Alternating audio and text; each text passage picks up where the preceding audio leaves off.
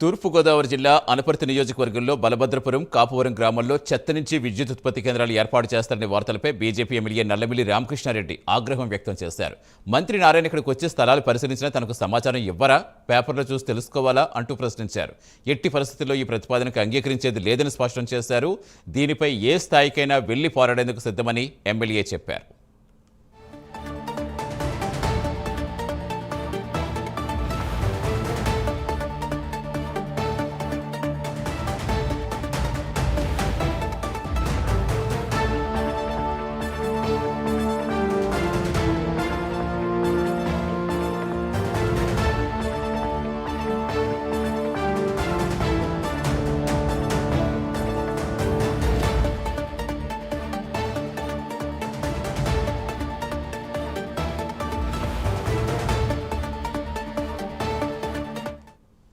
తూర్పుగోదావరి జిల్లా అనపర్తి నియోజకవర్గంలో బలభద్రపురం, కాపవరం గ్రామాల్లో చెత్త నుంచి విద్యుత్ ఉత్పత్తి కేంద్రాలు ఏర్పాటు చేస్తారనే వార్తలపై బీజేపీ ఎమ్మెల్యే నల్లమిల్లి రామకృష్ణారెడ్డి ఆగ్రహం వ్యక్తం చేశారు.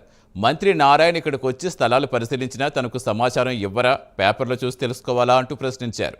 ఎట్టి పరిస్థితుల్లోనూ ఈ ప్రతిపాదనకు అంగీకరించేది లేదని స్పష్టం చేశారు. దీనిపై ఏ స్థాయికైనా వెళ్లి పోరాడేందుకు సిద్ధమని ఎమ్మెల్యే చెప్పారు.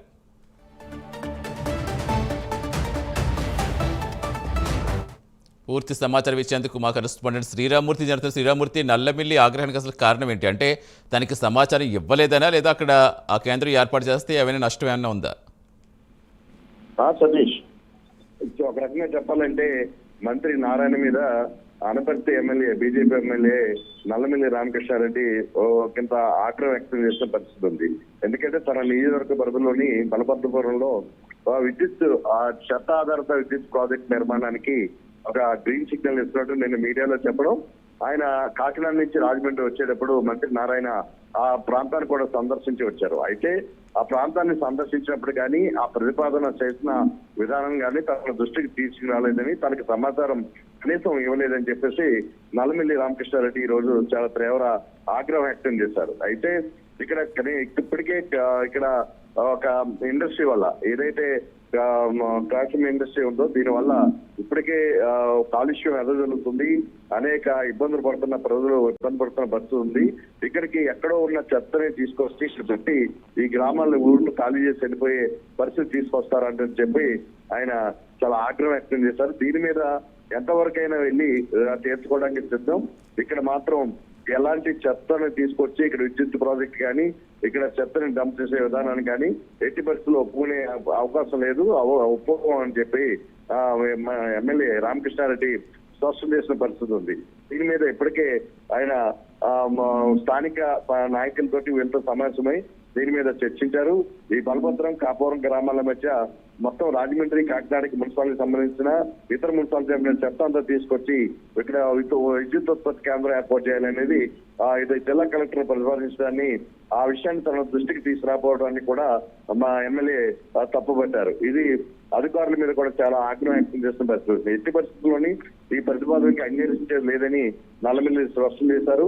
అయితే ఇక్కడ మంత్రి నారాయణ కనీసం తన నియోజకవర్గానికి వస్తున్నప్పుడు, ఆ ప్రాంతాన్ని చూస్తున్నప్పుడు కనీసం తనకి సమాచారం ఇవ్వలేదని, అధికారులు కూడా ఈ సమాచారం తనకు తెలియజేయలేదని చెప్పి ఇప్పటికే నల్లమిల్లి చాలా స్పష్టం చేసి చాలా ఆగ్రహం వ్యక్తం చేస్తున్న పరిస్థితి. అయితే ఇప్పటికీ ఈ గ్రామంలో గ్రాసిమ్ ఇండస్ట్రీ కాలుష్యం వల్ల ఇక్కడ క్యాన్సర్ బారిన అనేక మంది ప్రజలు పడ్డారు.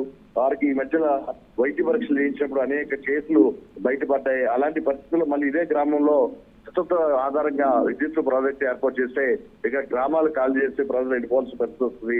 అలాంటి పరిస్థితులు వస్తే ఎట్టి పరిస్థితుల్లో సహించేది లేదని చెప్పేసి ఈ విషయాన్ని ముఖ్యమంత్రి చంద్రబాబు దృష్టికి, అలాగే మళ్ళీ మున్సిపల్ శాఖ మంత్రి నారాయణ దృష్టికి, అలాగే డిప్యూటీ సీఎం దృష్టికి, లోకేష్ దృష్టి కూడా తీసుకెళ్లి దీని మీద తాడుపేడ తెలుసుకుంటామని చెప్పేసి ఎమ్మెల్యే నల్లమిల్లి రామకృష్ణారెడ్డి చెప్పిన విషయం.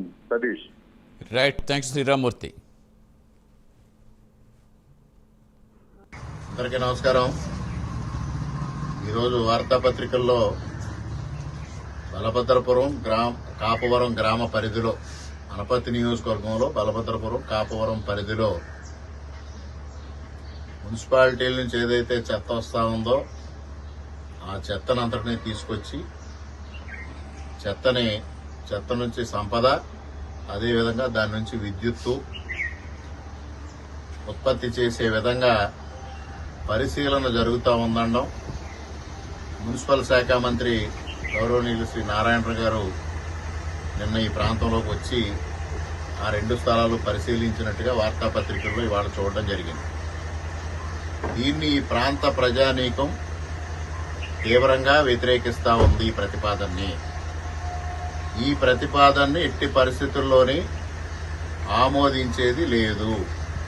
అందరికీ నమస్కారం. ఈరోజు వార్తాపత్రికల్లో